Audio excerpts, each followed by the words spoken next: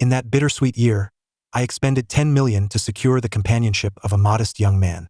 After less than a year of frivolity, I grew weary and dismissed him. Not long thereafter, he approached me, clutching a stack of business proposals and several patent certificates. With reddened eyes, he vowed that he could provide for me. At that moment, I was already enveloped in the affections of others, coldly scoffing and instructing him to retreat as far as possible. 5 years later, I found myself humming a little tune while washing a car for its owner. A sleek black Bentley came to a slow halt beside me. As the window descended, I discovered it was a familiar face. A card was presented before me, 20 million, for 1 year. I chuckled, politely responding, "For a car wash? You would need to scrub until the next lifetime." Lu Zhijin spoke with frigid indifference. "To sleep with you." 1. As Lu Zhijin pushed open the door to the private room, I found myself being choked while being forced to drink. His gaze swept over me, light as a breeze, yet it felt like a blade cutting through me, causing my spine to slump under its weight. Momentarily distracted, I faltered in my swallowing rhythm. The liquor went down the wrong pipe, and I coughed violently. Lin Shang continued pouring the alcohol into my mouth from the bottle. Unable to swallow, the pale golden liquid trickled down my neck into the open collar of my shirt. "Come on, Zhang Xiao," we agreed. "Finish a bottle and you get 10,000. You've already spilled half, so I can only offer you half? Right, everyone?" Laughter erupted, drowning out my coughs. Suddenly, the room brightened. Someone had turned on all the lights. That piercing gaze became even more pronounced. I coughed harder, collapsing onto the floor, my eyes fixed on the half-soaked white shirt, laughing as I coughed. I had originally come to sell liquor, but now it felt as though I was the one being sold. Behind me, a voice filled with surprise rang out, "Brother, why didn't you say you were coming?" Everyone turned in unison towards the door, as if they had just noticed the figure standing there. Lin Shang immediately changed his demeanor, smiling. "What a rarity to see President Liu. It's my birthday today. Why not come in for a drink?" Lu Zhijin replied coolly, "No, I'm here to take Song Yu home." The young boy named Song Yu immediately got up, saying, "Just a moment, brother, let me grab my things." Lin Shang appeared somewhat regretful as he squatted down in front of me, asking, "Still drinking, Zhang Xiao?" I wiped my mouth and replied with a smile, "Of course." Lin Shang beamed, reopening a bottle of limited edition Ace of Spades. "That's the spirit. You used to ignore my invitations for drinks, but look at us now." I forced a smile, taking the bottle and tilting it back to pour the contents into my mouth. Behind me, Song Yu had already dashed to the door, asking Lu Zhijin quietly while putting on his jacket, "Brother, do you know that person? I saw you staring at him." The gaze that had been upon me finally vanished. Lu Zhijin stepped aside to let Song Yu exit first and kindly closed the door, leaving behind 3 light words. "I don't know." 2. "Don't know? How could that be? We had clearly known each other since high school." The raucous sounds around me gradually faded into the distance, then sharpened again. The icy liquid slipping down my throat transformed into refreshing lemon soda. With a clang, I placed the drink bottle on the cafeteria table from high school, crossing my legs as I awaited my underling to serve me lunch. He brought me 3 meat dishes and 1 vegetable dish. Perhaps the soda had filled me up. After just a couple of bites of rice, I suddenly lost my appetite. I set down my chopsticks and gazed across at Lu Zhijin, who was only eating steamed buns and rice soup. A mischievous thought crossed my mind. Without hesitation, I shoved my tray in front of him, wearing a bully's grin, "Eat every last bite. If there's even a grain left, I'll have someone deal with you." The underling sitting beside me, his mouth greasy, looked up with an even more menacing expression. "Did you hear that? Zhang Ge wants you to clean your plate, or else, you know what's coming." Lu Zhijin remained unfazed, coldly staring at me for several seconds before ultimately conceding. I picked up the bun he had set aside and took a bite, chewing while asking, "Is that how you grew so tall, just eating buns?" Lu Zhijin ignored me entirely, eating quietly and cleanly. What began as a single instance turned into countless repetitions. I did give him breakfasts I couldn't finish. I even handed over my meal card entirely. Lu Zhijin found me insufferable, but out of fear of my intimidation, he had no choice but to eat my leftovers with a cold expression. Of course, I had even greater irritations. While I controlled the social scene, in the face of mathematics and physics I felt like a fool. My mother believed it wasn't my fault. She spent a fortune hiring a top-tier teacher specialized in competitions. Each time I received a test paper, I would hand it over to Lu Zhijin, forcing him to solve it for me. His accuracy was astoundingly high, prompting the teacher to ramp up the difficulty until he finally pulled out his most challenging exclusive materials. Lu Zhijin finally stumbled on 2 problems. Completely baffled, I eagerly took the 2 test papers home and had the teacher explain them to me, perhaps 10 times over. Eventually, I understood. The next day, I smugly slapped the papers down on Lu Zhijin's desk, raising my eyebrows. Beg me, and I'll tell you how to solve them. Lu Zhijin folded away the meticulously written calculations, his face devoid of expression. Beg you. To this day, I can recite the solution process for those 2 problems. During our senior year, we were required to live on campus, and my father spent money to secure me a single room. Life was still somewhat inconvenient. I thought of Lu Zhijin again. Using some connections, I managed to get him into my dormitory. This was perfect. There was someone to wash my clothes, someone to make my bed, someone to clean, and someone to share my snacks. The ugly sheets I bought were now used by someone, and the larger clothes, pants, and shoes I purchased were worn by someone else. There was even someone to keep me company during late-night study sessions. Of course, I was up late to boost my grades while Lu Zhijin was up late to study. Winter was perhaps the most bothersome time for Lu Zhijin. It was too cold to sleep alone. Every night, I would sneak into his blankets, rubbing my cold feet against his calves, my hands slipping under his shirt, seeking warmth wherever I could find it. Lu Zhijin, unable to tolerate it any longer, would clamp my feet between his calves, gritting his teeth as he held me still. Thus, we spent night after night together, from the depths of winter to the onset of summer. A week before the college entrance examination, on my birthday, I once again crossed Lu Zhijin's boundaries, forcing him to help me with a task. He was so furious he couldn't sleep the entire night. Lu Zhijin was a patient individual, but he also harbored a fierce spirit. The grievances of 3 years of humiliation would surely be repaid 100-fold. So after that night, I decisively blocked him and vanished without a trace. 3. After nearly 4 years of absence, I unexpectedly encountered Lu Zhijin at the hospital. The prestigious academy indeed nurtured individuals well. After years apart, Lu Zhijin's demeanor grew even colder, his features more handsome, and his physique more impressive. The moment he saw me, his eyes turned crimson with rage. I paid it no mind. After a brief inquiry, I learned that his grandmother required surgery costing nearly 200,000. Hence, an opportunity presented itself. I could easily secure the struggling man for $1 million. Unfortunately, after less than a year of play, I grew bored and coldly told him to leave. The empty bottle in my hand was snatched away by Lin Sheng, who squatted before me with a playful glimmer in his eyes. I heard that back in the day, Lu Zhijin came to you with a business proposal and several patents, practically begging you on his knees. What was your reaction then? Hold your new little lover far away from me, and be utterly decisive. And what happened? Not long after you went abroad, Lu Zhijin established his own company, and now 5 years have passed. Who in the circle doesn't call him President Lu? I nodded and smiled. That's splendid. Lin Sheng lifted my chin with the bottle's mouth, his tone ambiguous. Now that he made it big, do you regret it, Jiangwei? I tossed the bottle onto the table, half closing my eyes. How do you write the word regret? Lin Sheng burst into laughter. Once he had his fill, I asked, are we still drinking? If not, I'm leaving. Lin Sheng pressed down on my shoulder, his tone laden with meaning. Since Zhang Xiao is so short on cash, with that face and figure of yours, wouldn't selling yourself be quicker than selling liquor? I raised an eyebrow. You think I'm worth that? A glimmer of excitement danced in Lin Sheng's eyes. Before he could speak, I grabbed his face and threw him onto the sofa. Standing up, then I'll trouble you, Lin Xiao, to take off your pants and get in position. I'll make it worth your while. Lin Sheng instantly exploded. Jiang Wei, you, the other young masters and ladies in the private room, who had been playing cards and chatting, turned to look at him in unison.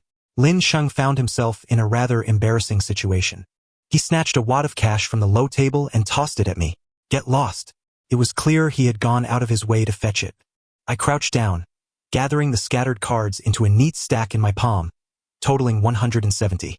Not too shabby. Exiting the private room, I found a black plastic bag to contain them. I felt a queasy urge to vomit and a heavy desire to sleep. I sought out the manager, intending to request a leave of absence. As the top sales performer in the establishment, such a request was relatively easy to make. I ambled leisurely towards the exit. Upon reaching the doorway, I was struck still. Under the glaring neon light, 10 meters away stood a figure, with his head slightly bowed. He held a lit cigarette delicately between his fingers, a small pile of cigarette butts accumulating at his feet. I had intended to pretend I hadn't seen him, but at that moment, Lu Zhijin lifted his gaze. His dark, penetrating eyes swept over my pale face, my damp shirt, and the black plastic bag in my hand. There was no more humiliating moment than this. I lowered my eyes and turned to walk away to the right. But after only a couple of steps, my phone rang from my pocket, an unlisted number that nonetheless felt familiar. After a brief pause, driven by an inexplicable impulse, I glanced back at the neon light. Lu Zhijin was holding his phone to his ear, his gaze still fixed upon my disheveled self. I mechanically accepted the call. A voice, both familiar and foreign, echoed in my ear. Come here. The lucid part of me should have hung up and walked away without a backward glance. Yet, I was currently under the numbing influence of alcohol. After ending the call, I made my way towards the person who had issued the command. The closer I got, the heavier my steps felt, and my gaze grew increasingly vacant. Perhaps I feared Lu Zhijin would settle old scores with me. Perhaps I dreaded his scorn. I chuckled at myself, realizing it must have looked quite pitiful. Lu Zhijin, standing 2 paces away, frowned slightly. I took a deep breath, desperately trying to recall the arrogant demeanor I used to possess. Mr. Lu, you? My incantation was interrupted as Lu Zhijin tossed his jacket into my arms. Crushing out his cigarette, he uttered a curt wait, before turning left and walking away. Wait, was he planning to have someone deal with me? If that were the case, then I would wait. If a beating could erase Lu Zhijin's grievances against me, that would be quite all right. As I waited, my gaze was drawn to the small pile of cigarette butts on the ground. There was indeed a substantial amount, enough to fill half a pack. I picked them up one by one, wrapping them in a tissue, preparing to find a trash can to dispose of them. After wandering for a while without spotting one, I recalled there was a place behind the nightclub. The alley was dark, and I walked slowly. Having disposed of the cigarette butts and turning back, I had barely rounded the corner when my phone rang again. It was the same number I had seen just 10 minutes prior. Hello, Jiang Wei. Lu Zhijin's voice, tinged with suppressed anger, cut me off. You're disappearing again. Huh? I told you to wait. By the time he spoke, I had already emerged from the corner. In that fleeting moment of eye contact, Lu Zhijin's hurried footsteps halted abruptly. I'm just throwing away some trash, I said softly, gazing at him. Perhaps I was imagining things, but it seemed Lu Zhijin's hand, which had been holding the phone, trembled slightly. Was he flustered? I glanced down at the jacket cradled in my arm. Did he genuinely fear I would make off with it? Surely it couldn't be that serious.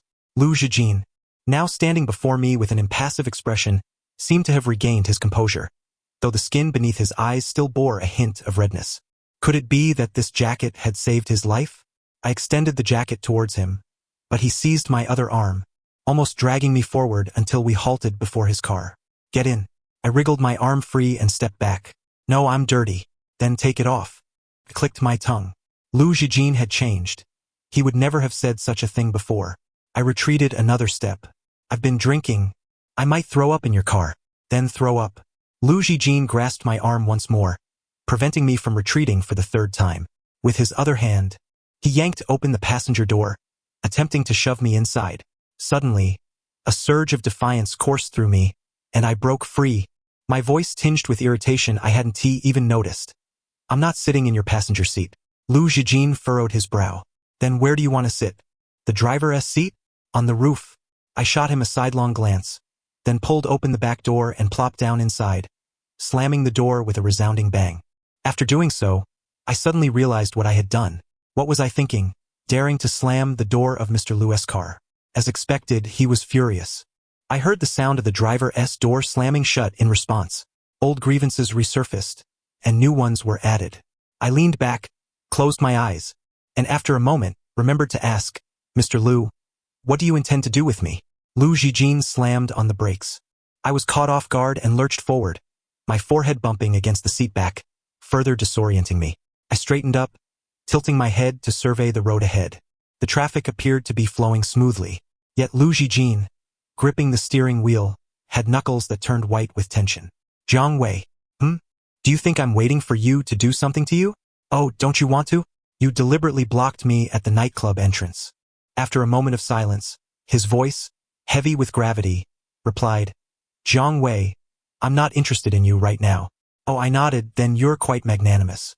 Just as I was about to open the car door, a phone was tossed into the back seat. Input your address into the navigation. I raised an eyebrow in surprise, taking the phone and entering my address while reflecting. Mr. Liu, you're really quite magnanimous. After finishing, I handed the phone back. Lu Zhijin glanced at it, then threw it back at me. Input it again. It's right here. You can't drive further in. Lu Zhijin suddenly raised his voice. I told you to input it again, and I know where to stop if I can't drive in. Fine, I pouted. Indeed, wealth often breeds arrogance. I obediently corrected the address and returned the phone with both hands. The ride was silent. I leaned against the car window as the urban scenery transitioned from bustling vibrancy to dilapidated darkness. We had finally arrived at my destination. As I pushed the car door open and stepped out, the acrid night breeze hit me, clearing my head significantly. Just as I was about to take a step, Lu Zhijin's voice cut through the air. Jiang Wei, what? Lu Zhijin turned his head, his prominent brow casting a shadow beneath his eyes. His sharp gaze was obscured, rendering him almost ethereal. Do you have nothing to say to me? His cold, hard tone snapped me back to reality. After pondering for 2 seconds, I circled to the driver's side. I pulled a card from the black plastic bag, bent down, and handed it to him with a smile. No need to search anymore. Upon returning home, I sprawled on my bed after washing up. Regret washed over me. Why had I begun to squander money again? I truly lamented it. Consequently, I dreamt of Lu Zhijin all night. In my dreams, I cried, begging him to return my money. Lu Zhijin was infuriatingly stingy, pulling out a large handful of coins. After giving me a few notes, he halted, asking if I needed more.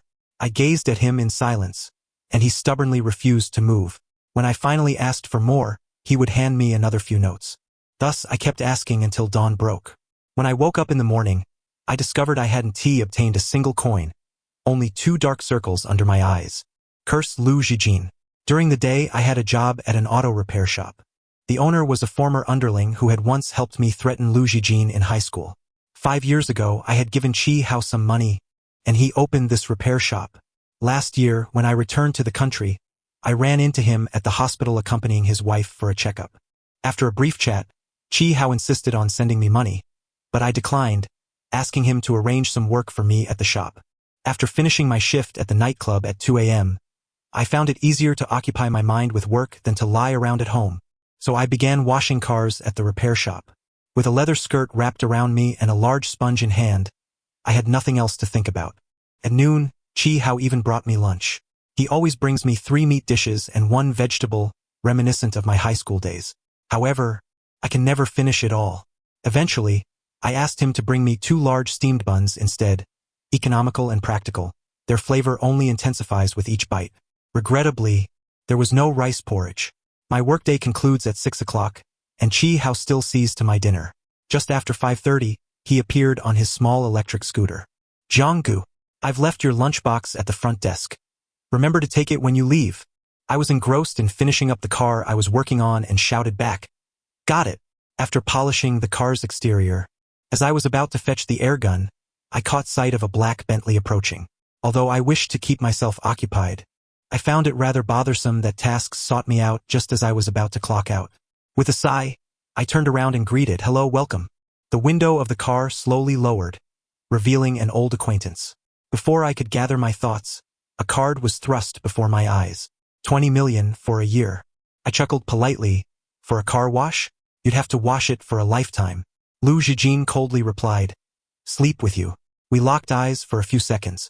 I shifted my gaze to the warm orange clouds, pondering the cyclical nature of fate. Taking the card, I toyed with it between my fingers. What will Song Yu do if he finds out? Lu Zhijin frowned, his tone nonchalant. Let him know. What is it to you? I understood then.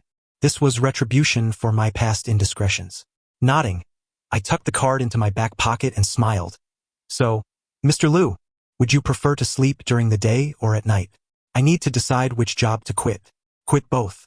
That one do. Can you guarantee that you'll spend 24 hours with me? Being alone drives me mad. Lu Zhijin frowned. You can come to my company. That is even worse. I'm a complete novice. Parachuting into your company would likely cause chaos in the break room. Definitely not conducive to management, Mr. Liu. Besides, news travels fast, I added. Jiang Wei, here. Are you more concerned about your reputation or my reputation? I slowly lowered my eyes, pausing for 2 seconds. What is reputation? Jiang Wei. I raised my eyes to meet his scrutinizing gaze and managed a brief smile. Actually, the money I earn from my 2 jobs is sufficient. With that, I pulled out the card and handed it back. Why don't you ask someone else?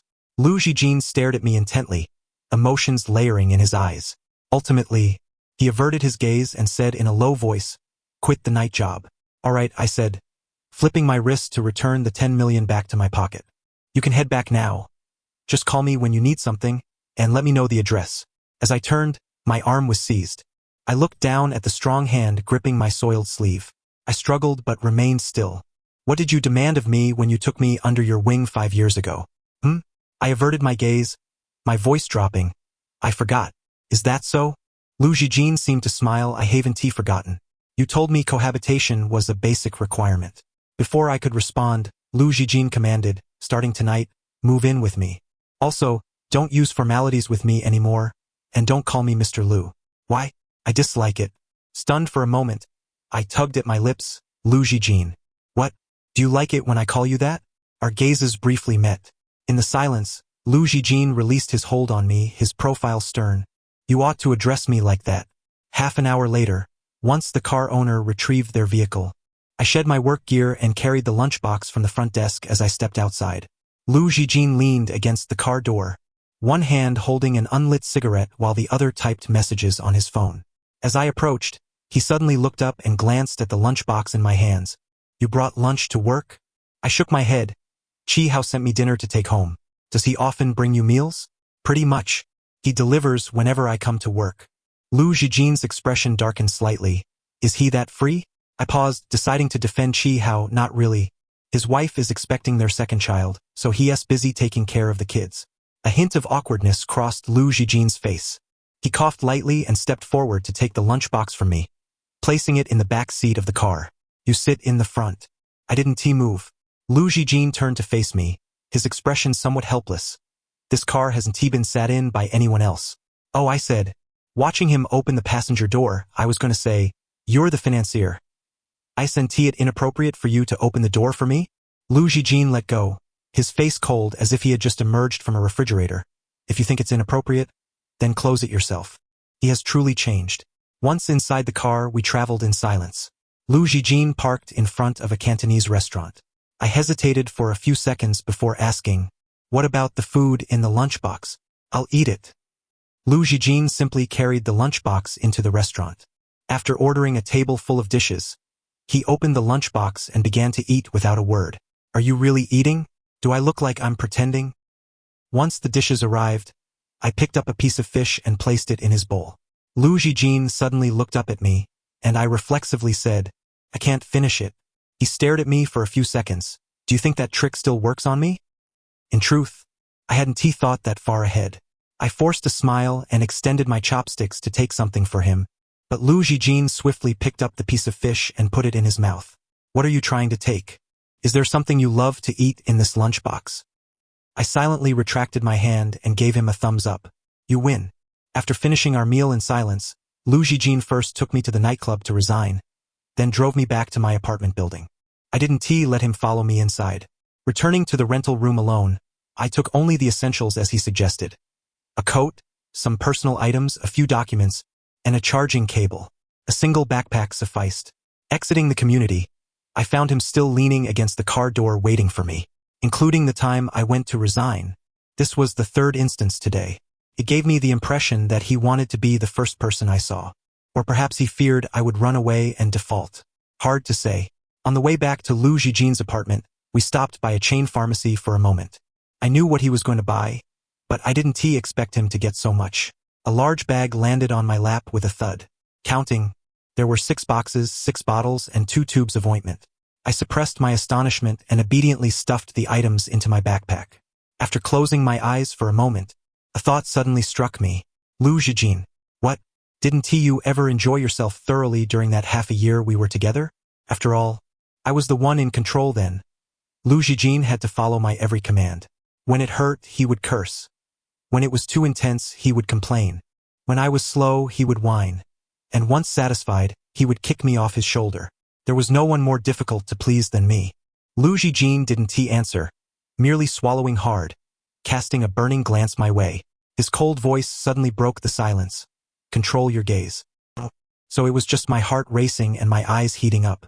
I closed my eyes once more, lazily patting my bag, and remarked, "So, are we preparing for a grand endeavor tonight? In that case, you'd best secure my mouth with duct tape and bind my hands with a tie, so you can position me however you desire, indulging to your heart's content." "You are overthinking," he replied. "Oh?" Lu Zhijin cast a fleeting glance my way, his voice low and steady. "If I cannot hear your voice, my pleasure would be utterly diminished."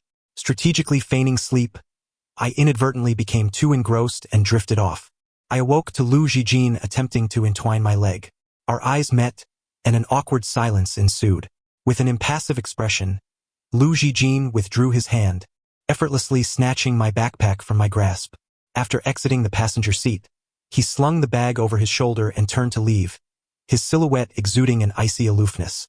For a moment, I was entranced, as if I were gazing upon a 17 or 18-year-old Lu Zhijin, a solitary pine standing proud and unyielding on a cliff, exuding a sense of purity and quiet pride. As he walked a few steps away, he suddenly turned back. "Want to continue in the car?" My dreams shattered into fragments. As I closed the car door and walked away, I couldn't help but reflect on how much he had changed. Lu Zhijin's apartment was adorned in a monochromatic palette of black, white, and gray. At first glance, it appeared both minimalist and sophisticated. As I traversed the foyer, the vista unfolded before me, and my gaze abruptly fixed upon the left wall of the living room. There hung several flamboyant oil paintings, jarring in their abstractness against the academic aesthetic of the home, a dissonance that provoked a chuckle. The most absurd part was that those 3 paintings were my creations, once displayed in the apartment where I had once implored Lu Zhijin to cohabitate with me. That apartment, which I had long since sold, along with all its contents, I had told the buyer to dispose of at their discretion. Those 3 paintings were not of sufficient worth to be sold individually. Yet now, they had found their way here, and I could only surmise one possibility. The new owner of that apartment stood just a few meters away, calm yet enigmatic in demeanor. I smiled wryly. "Lu Zhijin, you seem quite nostalgic." He remained silent, his gaze locked onto mine as he approached with deliberate slowness. "Aren't you as well, Jiang Wei?" My smile faltered, anxiety creeping in as I scanned my surroundings. "Where's my backpack?" "In the master bedroom." Just as I began to step forward, Lu Zhijin grasped my arm. "Everything has been taken out, all of it." In the ensuing silence, his grip on my arm tightened. "Do you still have nothing to say to me?" "I do," I replied, forcing a smile and responding coldly. "Who told you to rummage through my belongings?" Lu Zhijin seemed to emit a faint chuckle, a gentle signal that his patience was waning. "Since there's nothing to say, let us engage in something else." He pulled me into the bathroom. "Undress." I lowered my gaze, pausing for a few seconds before raising my hands to remove my short sleeves, followed by my pants, leaving myself completely bare. His gaze, more intense than the lighting, meticulously traced my form. "Have you seen enough?" I managed to voice. Dressed impeccably, Lu Zhijin stepped forward and tossed a tube of something onto the shelf beside me. "Take care of it yourself." I clenched my fingers, steadying my tone. "Then you should step outside or at least turn around." After a moment's hesitation, Lu Zhijin did not shift his gaze even slightly. As the tension built, the string in my mind stretched taut. I exhaled slowly and turned my back to him. "Just come at me directly." After what felt like an eternity, I felt warmth encroaching from behind. His breath brushed my ear, his trousers grazing my thigh. One hand found its way to my chin, lifting it upward. "Why have you kept a coat worth 100 or so for 10 years? Why can you visit my grandmother's grave yet avoid me? Why, despite trembling with sorrow, did you not push me away? Jiang Wei, are you the one forcing me? Or am I the one forcing you?" Each word echoed, unearthing long-buried thoughts, allowing some misplaced grievances to escape. I closed my eyes, my voice trembling. "Lu Zhijin, I always felt you harbored resentment towards me." My body was suddenly spun around, my back pressed against the cold wall. Lu Zhijin pinned me down, his fury palpable as he bit my lip. The metallic tang of blood filled my mouth, our heavy breaths intertwining. Lu Zhijin's expression lost its calm demeanor, both of us panting, his eyes glistening. I do resent you. I loathe that you vanished without a word 10 years ago. I despise that 5 years ago you callously told me to leave. I resent that whenever difficulties arise, you are the first to cast me aside. Why must everything go according to your design, Jiang Wei? Why, when I was destitute, did you cling to me? Yet when you face trouble, you kick me away. A Jiang Wei without this attitude is unrecognizable. Lu Zhijin wept. The first time I witnessed his tears was on the day of his grandmother's funeral. The second time was when he held a stack of plans, declaring he could support me. And now this was the third. I sighed, slowly raising my hand to embrace him. What do you wish to hear from me? Everything. All that you have concealed from me. All right, I replied, a smile breaking through as I tugged at his shirt. Shall we discuss it while we proceed? With a splash, warm water cascaded down upon us. Lu Zhijin lifted his hand to brush my hair back, as if washing a child's face, tenderly rubbing my features. Once we were entirely drenched, he turned off the faucet and began applying shower gel to my skin. I sputtered a bit of water from my mouth and opened my eyes, ready to confess. 5 years ago, my father's private equity fund collapsed. He was imprisoned, and as an invisible cosigner, I remained outside to repay the debts. Investors came knocking daily, and to ensure my mother's safety, I sent her abroad. Lu Zhijin massaged my backside, his voice steady. Lin Shang mentioned you snagged a little foreign gay and were planning to get a certificate abroad. Yes. He has a big mouth and spills quickly, saying it on purpose so you could hear it sooner. Lu Zhijin glanced at me, and I quickly smiled, taking his hand and placing it on his own body. Stop rubbing me, rub yourself instead. In mere moments, his hands returned to my body. Where was I? Oh right, repaying the debts. I sold everything that could be sold: stocks, houses, cars, luxury goods. And after emptying everything, I began working, taking on various jobs including bartending and modeling, mingling in clubs as a companion or a playmate, which yielded a decent income over the year. Was it exhausting? Was it tiring when you were starting your business? Lu Zhijin fell silent, squatting down to massage my legs. It took about 3.5 years, but I managed to settle my debts. I initially planned to return home by the end of that year, but during that winter, my mother was diagnosed with uterine cancer. Lu Zhijin stood up just in time to nearly lose his balance. I grasped his arm, grinning mischievously as I smeared soap bubbles on his chin, then flipped the shower switch back on. Warm water poured down as I continued. Thus, my plans to return home were postponed. Honestly, in the early days of accompanying my mother for treatment, I often thought of you, wondering how difficult it must have been for you to care for your grandmother alone. However, I adapted quickly, and a month later, I found 2 more part-time jobs. After more than 3 months of treatment, the doctor was ready to propose a new treatment plan for my mother. I had already paid, but unbeknownst to me, my mother, in a moment of despair, took advantage of my absence to consume an entire bottle of sleeping pills. No matter how I called her, she remained unresponsive. Suddenly, Lu Zhijin embraced me, shielding my head from the cascading water. After a brief pause, I chuckled softly and pushed him away. You've shielded me completely. How can I wash now? I turned around, gesturing for him to scrub my back, and continued after much contemplation. I realized that my mother must have been in immense pain, or perhaps she simply did not wish to burden me. I am uncertain, for on the day she departed, she left not a word behind, save for a table laden with dishes. After that meal, I brought her back to our homeland. When I chose the burial site for my grandmother, I felt that the Xiangshan cemetery had good feng shui, so I laid my mother to rest there as well. Each visit to her allows me to also pay my respects to my grandmother. I even chattered with her, suggesting that if she felt lonely, she could seek out a woman named Tao Weilan for company. I wonder if they ever conversed. Lu Zhijin turned off the shower, wrapping me in a towel. He supported my head with one hand and, without a word, leaned down to kiss me. His kiss was tender, neither hurried nor heavy, reminiscent of a small creature gently licking its wounds. I closed my eyes, smiled, and playfully bit his lower lip before patting his face. Dry my hair. Warm air caressed my hair as Lu Zhijin stood behind me, his fingers delicately toying with the roots. If I hadn't encountered you that night, would you have continued to evade me? Indeed, my plan was to repay the remaining debt of over $1 million, save up for a coffin, and then embrace a life of retirement. As for you, your business is bound to flourish, and the probability of our paths crossing would be minuscule, so I did not intentionally avoid you. Lu Jijin turned off the hairdryer and gently nudged me towards the exit. Ever since I first spotted the pastry box near my grandmother's grave last year, I have been inquiring about you. I even showed your photograph to the caretaker and gave him some money to keep an eye out for you. He mentioned once seeing someone in a hat that resembled you and passed along my contact information. I have been waiting for that person to call me. Is that so? I chuckled. You have my photograph? When was it taken? I hope it's not a school photo. The old gentleman probably mistook you for someone else. Lu Jijin opened the bedroom door. One day, we should visit the cemetery together to ascertain whether the old man was mistaken. Why bother with such details? I sat cross-legged on the bed, observing as Lu Jijin stowed away the tools of his trade into the drawer. Not working. Lu Jijin handed me a set of pajamas. Not working.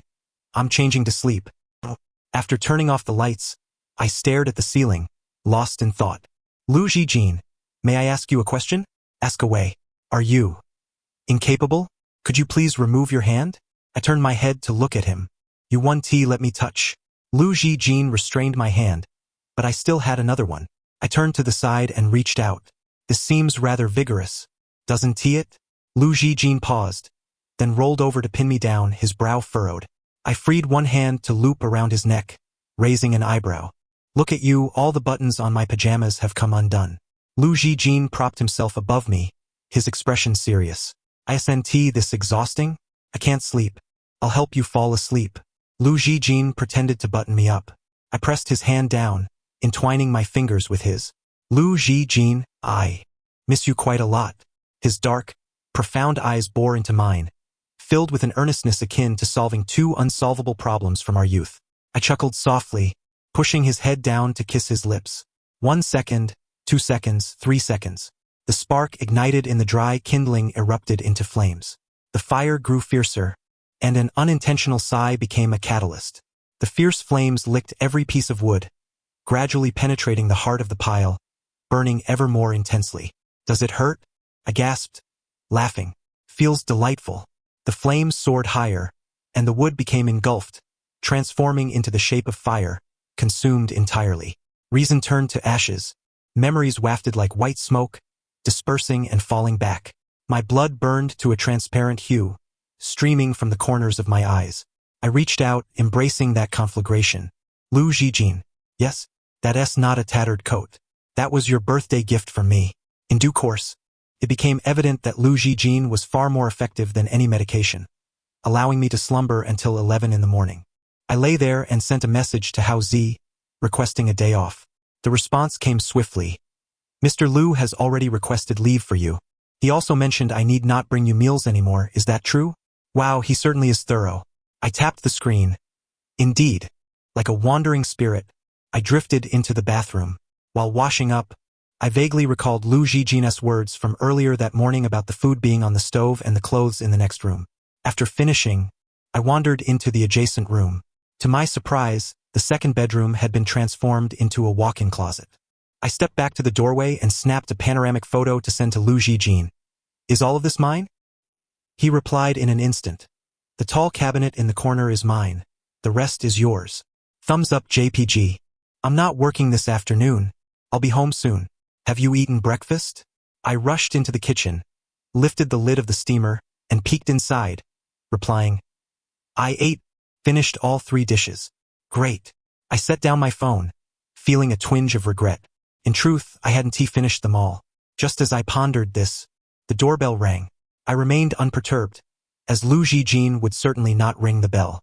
Upon opening the door, I found Song Yu standing there. I wasn't worried. Based on Lu Jijin's behavior last night, he had likely not sought anyone else. Thus, Song Yu's presence was rather perplexing. I swung the door wide open, smiling. Please come in. Song Yu, holding a foam cooler, entered in a daze. How did you end up at my brother's house? I closed the door and walked inside. He brought me here. Song Yu followed closely behind. What's your relationship with him? I entered the kitchen and placed the breakfast from the steamer onto the table, saying amiably, please help yourself. Let me know once you're done. Noticing he hesitated, I added, your brother made it. Song Yu pondered for a couple of seconds, then took a bowl of shrimp and egg custard. I grabbed a corn cob and, while nibbling, asked, "What kind of brother is Lu Jijin to you?" "My biological brother." Song Yu reacted strongly.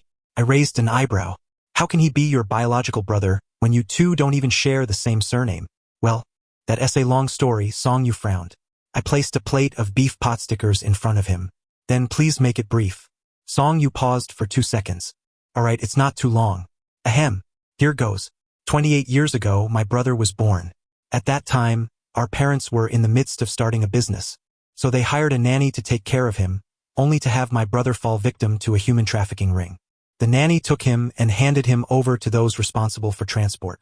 Along the way, he caused such a ruckus that they administered too much sedative. Believing him to be dead, they discarded him at a nearby construction site. But guess what?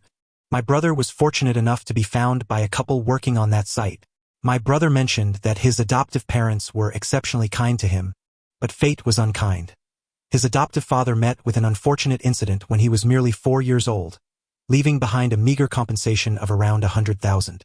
From that point on, his adoptive mother's mental health deteriorated, and within a couple of years, she too was lost to him. The villagers often labeled my brother a harbinger of misfortune. As for his adoptive grandmother, shall we simply refer to her as grandmother? Oh, my brother's grandmother took him and moved away. Though life was harsh, my brother proved to be remarkably resilient. He excelled from the village primary school all the way to a prestigious provincial high school, eventually gaining admission to a top university. Just a short while after graduating, he embarked on an entrepreneurial journey and established his own company. Thanks to his relentless efforts, he represented the youth at a business summit held in Xinzhou 2 years ago. And guess what? Our parents were in the audience that day. The moment my mother laid eyes on my brother's striking gaze, she was convinced he was her biological son. However, it must be said that my brother inherited only the best traits from our parents, so handsome that my father hesitated to acknowledge him. Ultimately, a paternity test was conducted before my father would allow me to call him brother. This incident nearly led to a rift between my parents. But I digress. The fact remains that my brother is undoubtedly my biological sibling. I merely tugged at my lip, remaining silent. Song Yu began to devour his food, consuming 2 pot stickers in a single bite. Noticing his complex expression while eating, I inquired, "Is it unpalatable?" Song Yu shook his head vigorously. "No, it's just that my brother has acknowledged me for almost 3 years, yet I've never had a meal he prepared. Then how about I share some corn with you?" Song Yu displayed a conflicted expression. "I don't particularly like corn, but sure, I'll take some." I promptly broke a corn cob in half. Just as we were in the midst of our corn exchange, we heard a faint sound from the entrance. Both Song Yu and I turned our heads simultaneously. Song Yu instantly transformed into a sweet little brother. "Brother, you're back." With a quick glance, Lu Jijin replied, "What did you say you were coming for on the phone?" "To deliver crabs. I've already placed them in the kitchen." "So you just dropped them off and started eating?" Song Yu immediately pointed at me. "He told me to eat. He said if I finished my meal, he would tell me about your relationship. But even after I finished my steamed egg and pot stickers, he still wouldn't reveal it. So what exactly is your relationship?" I sighed inwardly, wishing I could stuff a plate into his mouth. Lu Jijin looked at me, and I glanced at Song Yu, forcing a smile. "Your brother gave me a sum of money, and in return I shared his bed. Can you comprehend such a relationship?" Song Yu bit into the corn, his eyes darting around. "So, brother, he is your partner," Lu Jijin stated emphatically. Song Yu was taken aback. "No way, brother, are you serious? Although he is indeed quite handsome, he is still a man. Besides, how long have you known each other?" "Well, whatever makes you happy. I will help you keep it from mom and dad." Lu Jijin was slightly exasperated, his gaze shifting from me to Song Yu. "I've known him for 10 years. We've done everything a couple does. Furthermore, there's no need for you to hide it from our parents. Rather, you should inform them not to introduce me to any more partners, as I have one named Jiang Wei. Understand?" Song Yu nodded in a daze. Lu Jijin gestured toward the door. "Let us go. You've eaten enough and I want to keep you for lunch." Song Yu clutched half a corn cob while exiting but suddenly turned back. "Wait, brother, you said his name is Jiang Wei? Your company is called Wei Jiang Technology. Is that a reversal of those 2 characters?" "Indeed." "Wow, brother. When I initially asked why you registered your company under such a name, you said it was just a random thought. Was that truly a random thought?" One without a romantic mindset could never conceive it. Ha ha ha. Oh brother. Don't push me. I almost dropped my corn. By the way, your pot stickers were quite delicious. If you make something tasty next time, could you invite me? You won't forget your little brother just because you have a partner, will you? With a resounding thud, Lu Zhijin gently pushed Song Yu out. He approached me with a resigned expression. I opened my arms wide. Lu Zhijin halted in front of me, and I wrapped my arms around his waist, burying my face in his embrace, greedily inhaling his scent. What's the matter? After a few moments of silence, I murmured, I was thinking, if you had never met me, you would still be living a wonderful life, no, a better one. Lu Zhijin's hand, which was resting on the back of my neck, paused momentarily. Why do you say that? I chuckled softly. No particular reason, just a hunch. Days passed in a sticky, sweet haze. During dinner, Lu Zhijin mentioned he would be flying abroad for a week on business the next day and asked if I wanted to accompany him. I shook my head, bewildered. Why would I tag along on your business trip? To be a conspicuous burden? Lu Zhijin raised his gaze. Didn't you say it's easy to go mad when alone? I feigned a smile. I was just joking. After a few seconds of silence, Lu Zhijin frowned. I don't think you were joking. You have poor sleep quality. Initially, I thought it was due to the night shifts messing with your body clock. But the truth is, even when utterly exhausted, you can only manage so much, I interjected, stuffing a piece of rib into his mouth. The truth is, I simply lack sleep. It's inevitable with age. You're overthinking it. Lu Zhijin was momentarily silenced, his expression growing colder. Are you really not coming with me? Not going. Then when I return, we will go to the hospital. Not going. I finished the remaining rice in a few bites and carried my bowl toward the kitchen. I'm not ill, so why would I go to a hospital? I can run, jump, eat, and sleep just fine. Can you stop worrying so much? Just as I placed the bowl down, Lu Zhijin entered with his own bowl in hand. I turned on the tap to wash the dishes, but Lu Zhijin brushed my hands aside. Go outside. Without a moment's hesitation, I turned and walked away. By the time I lay in bed after lights out, not a single word had passed between us. Now sleep eluded me entirely. The next morning, just after 6, Lu Zhijin got up. I pretended to be asleep. At 7:30, it was time for me to rise. Sitting up against the headboard, I observed Lu Zhijin as he tied his tie. Should I see you off? I don't have work today. No need, you should rest at home. More silence ensued. After watching his silhouette for a few seconds, I lay back down, turning away from him. It wasn't until I heard the faint sound of the door closing that I opened my eyes. Is it really necessary to leave without a word? Another half hour passed before I got up, quickly tidied myself, and stepped outside. I didn't return until nightfall. After watching a movie, I felt thirsty and went to the kitchen for water, only to discover Lu Zhijin had left breakfast for me. I didn't want to eat it, but also didn't want to waste it. What a hassle. At 10 that evening, I received a message from Lu Zhijin. I've arrived. Clutching my phone, I hesitated, deleting and editing my response multiple times before finally replying. Okay. I ended up feeling nauseous before sleep. Had I known, I would have simply thrown it away. Another sleepless night ensued. The next morning, as I left the house, I felt unusually lightheaded. As I approached a small convenience store, I intended to buy a pack of cigarettes. Just as I parked at the roadside, a child bolted out like a cannonball. Simultaneously, a speeding electric bike came rushing toward me. Without a moment to think, I rushed forward. A screeching halt was followed by a loud crash. The child was pushed safely into the arms of an elderly person behind him. As for me, I fell with a thud, rolling twice in the process. My head seemed to have hit something. The cacophony of voices around me faded in and out. After a moment of stillness, I felt someone rummaging through my belongings. Turning over and opening my eyes, I thought, damn it, it's dark. Yang Yi. How are you? Can you see? Please don't scare me. I sat on the bench in the emergency room, waving my hand towards the direction of the sound. In a few moments, Chi Hao grasped my hand. No loud noises, brother. He plopped down beside me. So, what did the doctor say? Well, I have multiple abrasions, 2 stitches on my head, and as for my eyes, the prognosis is still uncertain. I need to undergo some tests. Then let us get on with it. Have you informed President Liu? I can call him for you. Chi Hao, please don't call him. He is very busy. I'll let him know once I have the results.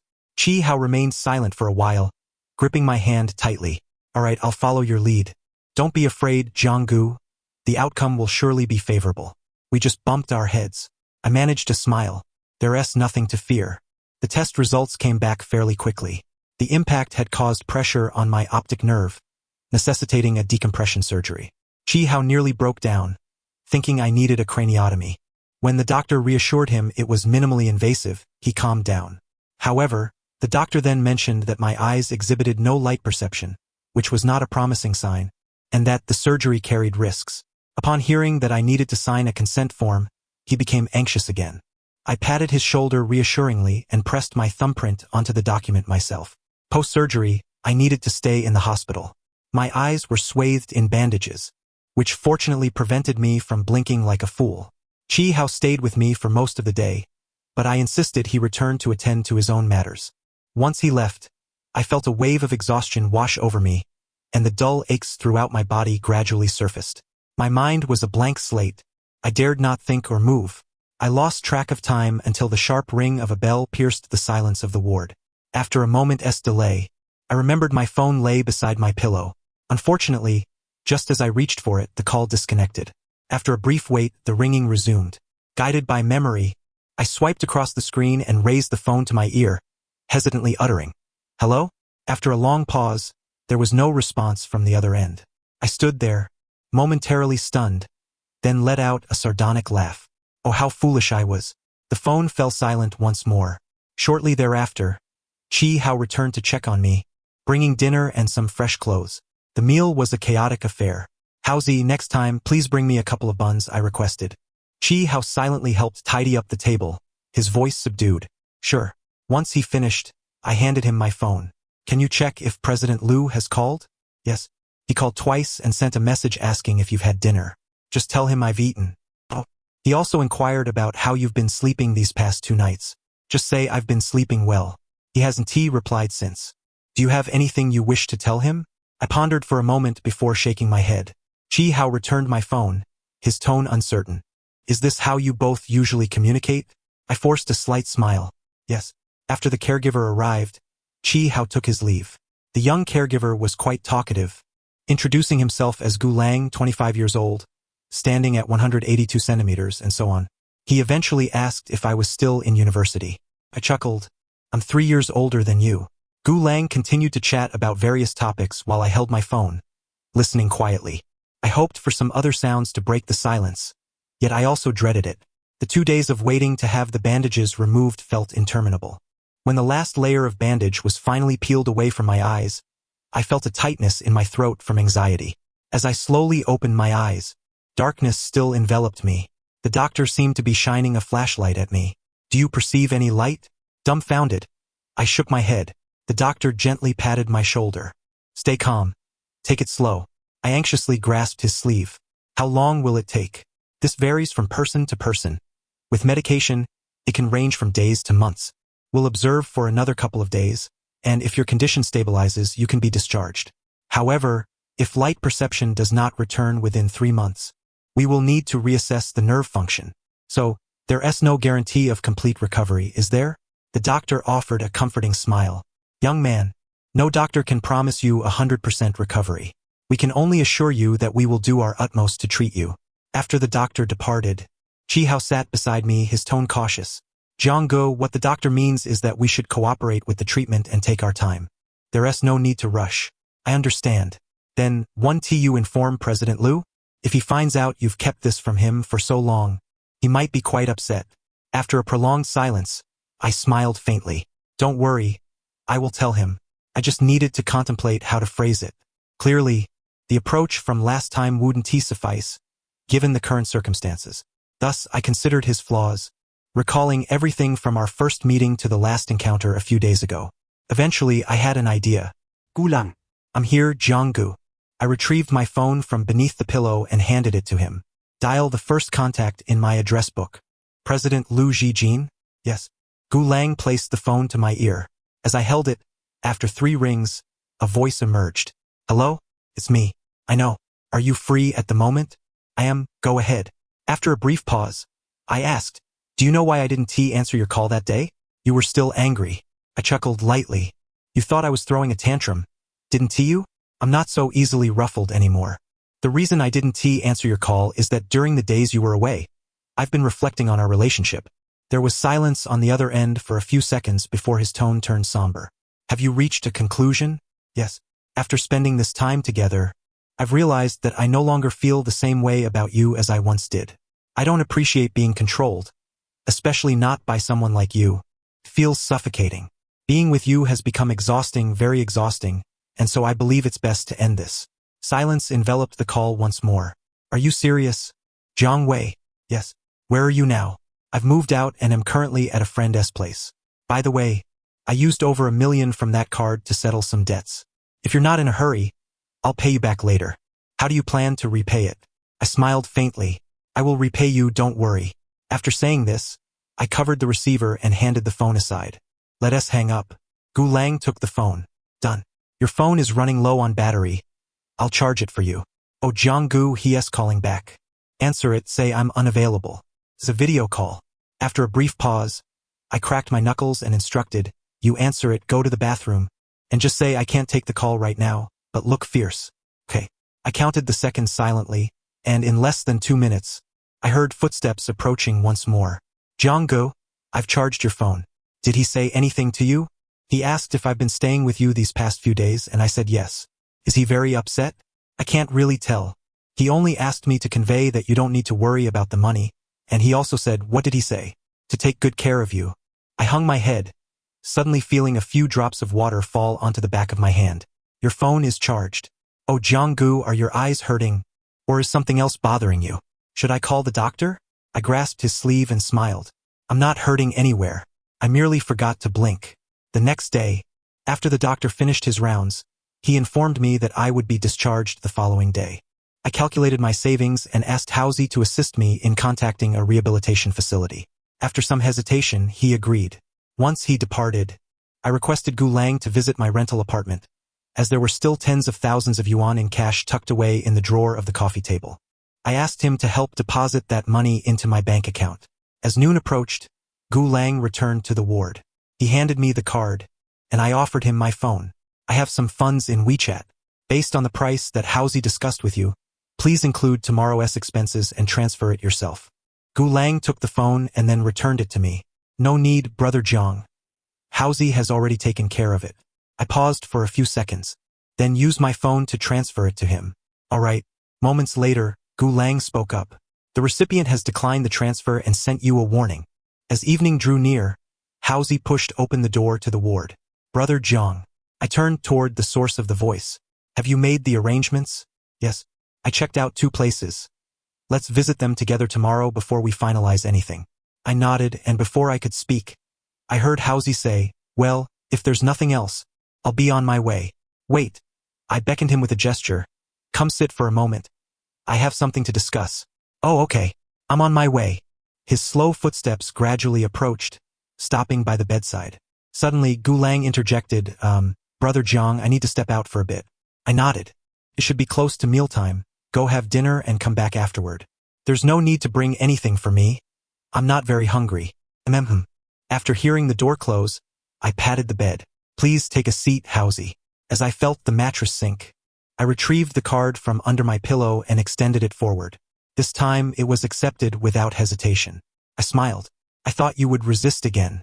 There should be around 70 to 80,000 in there, which I asked Gu Lang to deposit this morning. You've been running around for me these past few days, and I'm unsure how to express my gratitude, so I can only offer this. Though it pales in comparison to what I owe you, it's a small token of my appreciation.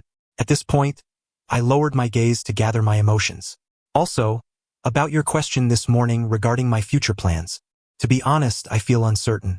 I can't determine whether my eyesight will ever recover, so I must take things one step at a time. When I go to the rehabilitation facility tomorrow, please don't visit me too often. Spend more time with your wife and child. If you have time during the holidays, please pay a visit to my mother at the Shangshan Cemetery and bring her a bouquet of lilies. If you do go, perhaps pick up a box of pastries as well. My mother's grave is the 5th one to the right, belonging to an elderly lady named Zheng Xiaoru. Place the pastries at her grave and have a little chat with her, perhaps asking her to bless her grandson with health and safety. Moreover, if, I'm saying if, you mustn't rush me, if one day I am no longer here, I would trouble you to see me off one last time. Rest assured, I won't leave you empty-handed. All my savings will be yours. You needn't purchase a grave for me. Simply find a hill to scatter my ashes. I paused, releasing a breath, and lifted my gaze with a smile. That's all I wanted to say. What about me? You, in that instant, I felt as if my throat had been seized. My expression froze, and I dared not blink. In the silence, a hoarse voice broke through again. Jiang Wei, what am I to do? I remained silent for a prolonged moment, turning my face away and swallowing hard to muster a response. Return the card to me, then leave. After a lengthy silence, I heard no movement. I wiped my face and edged forward along the bed, reaching out to feel. I touched my knee, my arm, my hand. Where's the card? Lu Zhijin, are you bullying a blind man? Suddenly, my hands were seized. I'm asking you, what am I supposed to do? I remained silent, struggling to pull away. Jiang Wei, his shout made me laugh. Lu Zhijin, are you out of your mind? You'd be better off without me. Did you ever ask me? Do you think me being unable to see makes me a burden? Did you ever consider what that means for me? I ceased my struggle.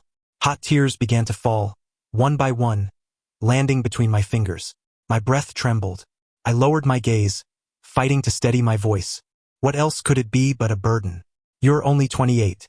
If my eyesight truly doesn't improve, every day ahead for you will be, yes, I'm only 28. If you genuinely find me bothersome, if being with me exhausts you, I will spend every day reflecting and correcting until you are willing to be with me again. If you choose to disappear without a word again, I will spend every day searching for you. 5 years, 10 years, 20 years. I will keep searching until I die. If you end at 28, I will end at 28 as well. Lu Zhijin's voice was hoarse like a saw, cutting into me inch by inch, causing pain that left me breathless. Who do you think you're intimidating, Lu Zhijin? No one cannot live without someone else. Do you think I'm trying to scare you? What do you want me to do? Should I just jump out of the window and become disabled? Or should I find a knife and blind myself? Suddenly, Lu Zhijin released his grip. What are you doing? I reached out but grasped nothing. Panic surged through me as I stumbled barefoot, moving forward. Lu Zhijin, what the hell are you doing? No response, no direction. I turned frantically, kicking a stool and bumping into a table. Lu Zhijin, the sound of the curtains being drawn back startled me. I turned sharply, my nerves on edge. Holding my breath, I reached out in desperation. Lu Zhijin, come back. Another sound of the curtain. Lu Zhijin, I shouted, rushing forward like a madman. Suddenly, I crashed into a warm embrace. The moment those arms caught me, my heart collapsed into a heap of dust. Tears streamed down my face in an instant. I clenched my fists, wanting to shout at him, to curse him, to kiss him, but in the end, I could only hold him tightly, breaking down into sobs. Lu Zhijin carried me back to the bed, maneuvering me to sit on his lap. I leaned against him, expelling all my energy, gradually calming my cries. Lu Zhijin stroked my back. What do you feel? Fear, despair. When you disappear or leave, I feel the same way. That was never my intention. I wanted you to have an easier life. Now you know. I won't have an easy life. I will only suffer. I'm sorry. A soft sigh escaped him. Listen carefully, Jiang Wei. To me, you will never be a burden. I love you. I need you. I will draw strength from you. Without you, I have no motivation to earn money. If you lack money, I can provide for you. I earn to grant you freedom to spend as you wish. If your eyesight truly cannot be restored, then I will be your eyes. I dream of you relying on me more. Jiang Wei, in this world, you are the only one who genuinely cares about my well-being. In a sense, we rely on each other for survival. I need you more than you realize, so I cannot let go. I will never let go. I have even considered that if you insist on leaving, I would confine you or take you to a secluded mountain where it would just be the two of us, until death separates us. Do you hear me? I replied lazily. Lu Zhijin paused for a moment, gently pinching the nape of my neck. Have you fallen asleep? I turned my face, burying it in the crook of his neck. Yes, I'm so tired. Ever since you left, I haven't slept at all. Let me rest for a bit. Then after all that I just said, I nuzzled against the side of his neck with my eyes closed. I heard you. You need me. Upon awakening, Lu Zhijin informed me that it was already 8 in the morning the following day. I had somehow slept for over 10 hours. Sitting on the edge of the bed in a daze, I realized I hadn't slept this long in over 5 years. Lu Zhijin guided me to the bathroom to freshen up. He had changed into a fresh set of clothes, matching his own scent. After washing up, I found myself inexplicably pinned against the sink, kissed repeatedly.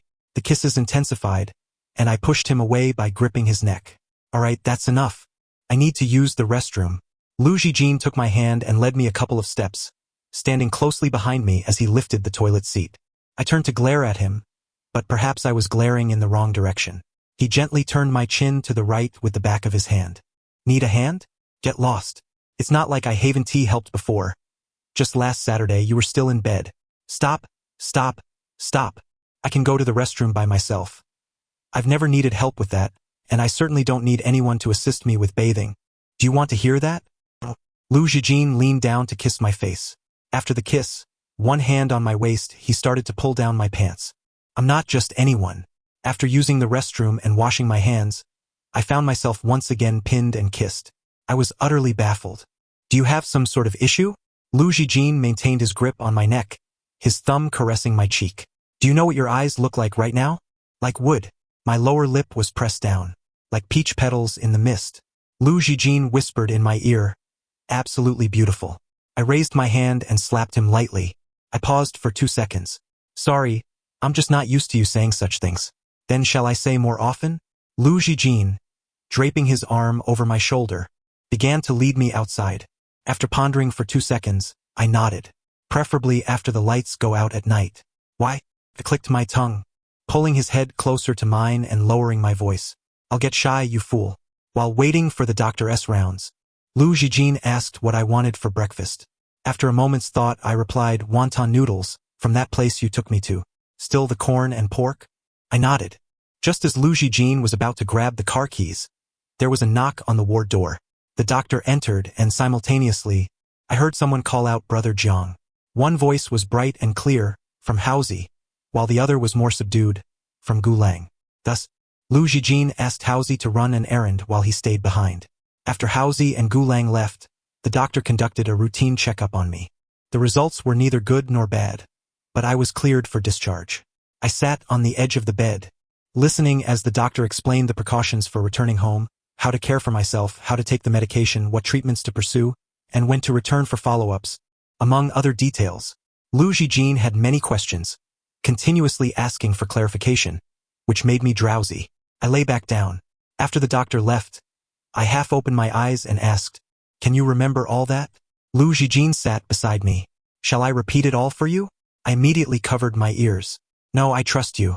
Lu Zhijin chuckled softly, taking my hand to help me sit up. "I need to discuss something with you." "What is it?" "I contacted a psychologist through a friend last night. How about we go see them together the day after tomorrow?" I blinked in surprise. "Do you think I have psychological issues?" Lu Zhijin held my hand, pausing in silence for a few seconds. "If it were me, after experiencing so much in 5 years, I wouldn't handle it as well as you do. You've internalized too much. I'm a bit worried. Do you understand what I mean?" I smiled slightly. "Did you reach out to the psychologist only last night?" Lu Zhijin hesitated. "A week ago." I nodded with a grin and lay back down. Lu Zhijin. I need to apologize to you." "Why?" I poked his knee. "About that night, I may have had a strong reaction to the word hospital, so my attitude was quite poor." "Oh, it's all right. You also need to apologize to me for not letting me see you off that morning." "Yes, I'm sorry." Lu Zhijin pulled me up again, this time directly embracing me. "So, do you agree to see the psychologist with me?" To ease your worries, then yes."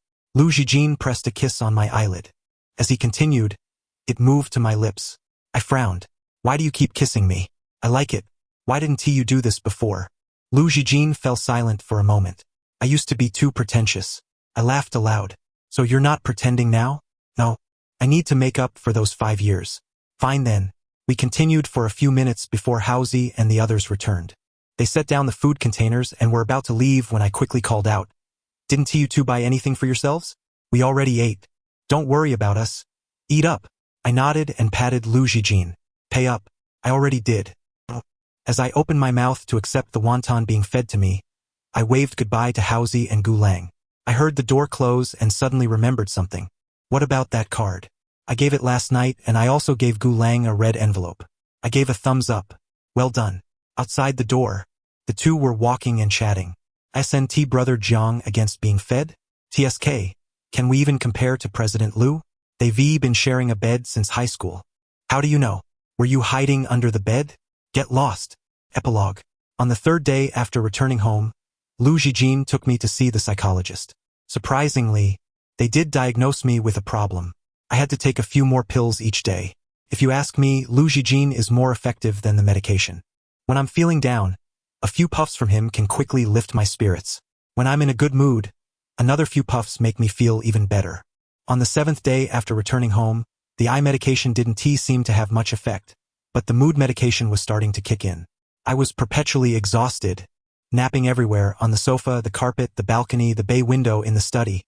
Sometimes I'd even trip and fall asleep wherever I was. This led to Liu Zhijin rushing home in a panic at times, squatting beside me to observe for a while, ultimately ending up in laughter before carrying me back to the office, where I would continue to sleep in his workspace. On the 20th day after returning home, my eyes remained the same, but my backside felt like it might burst from sitting too long. That was my fault. I had playfully teased him, living a placid life while wearing his shirt and calling him brother. Just a light tease, that was all.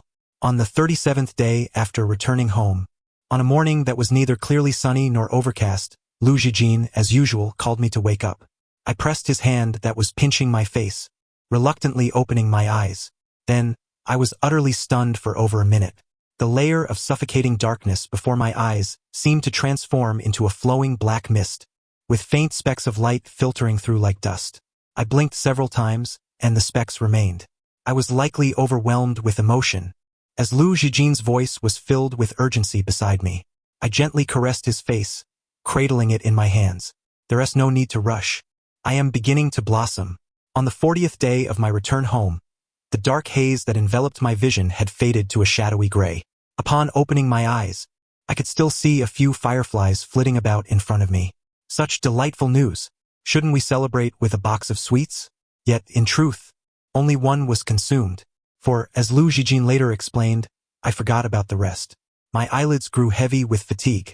Oh, as if I didn't know you? You simply wish, I teased, as he pulled me into his embrace. What do I wish? He inquired.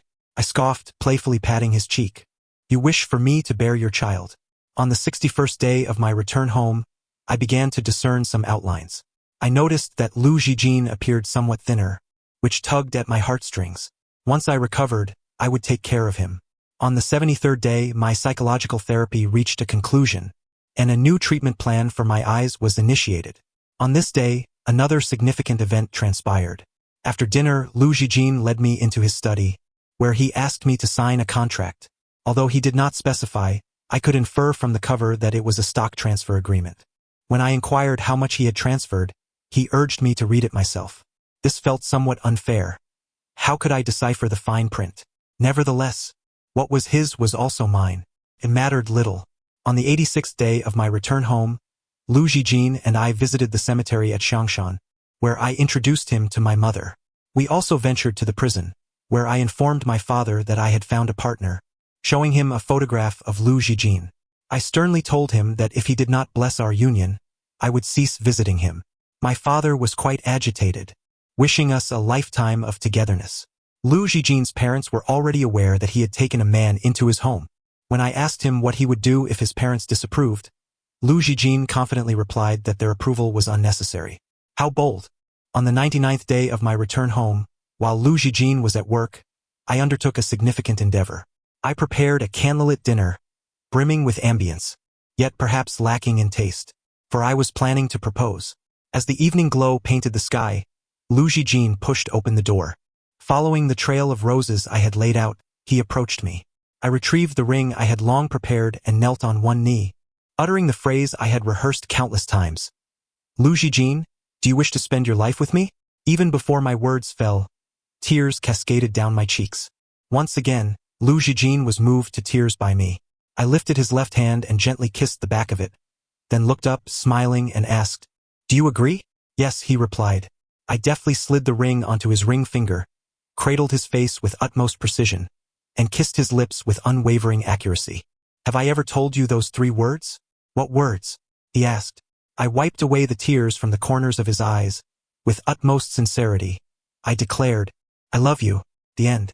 Thank you for listening. I look forward to our next story together.